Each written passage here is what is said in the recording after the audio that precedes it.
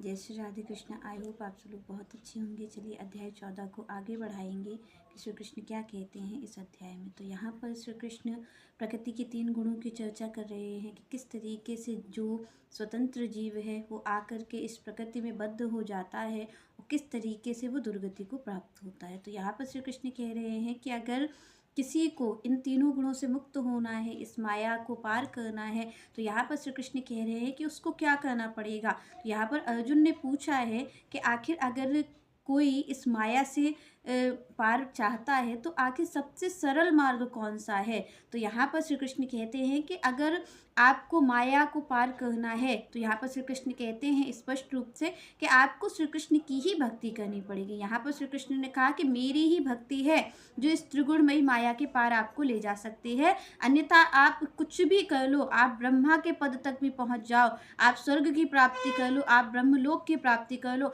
फिर भी श्री कृष्ण कहते हैं कि इस माया से पार कोई भी नहीं पा सकता है इस प्राप्ति के बाद भी। क्योंकि आप देखिए जो स्वर्ग में भी बैठे हैं लोग, उनका भी जब पुण्य क्षीण हो जाता है उसके बाद उन्हें इस मृत्यु लोक की ही प्राप्ति होती है। तो यहाँ पर श्री कृष्ण कहते हैं कि जो ब्रह्मा भी हैं वो भी इस त्रिगुणमयी माया से परे नहीं है। तो यहाँ पर श्री कृष्ण ने कहा कि एक मेरी ही भक्ति है जो कि आपको इस त्रिगुणमयी माया से पार कर सकती है, अन्यथा आपको बार बार अनेकों बार यहाँ पर आना ही पड़ेगा।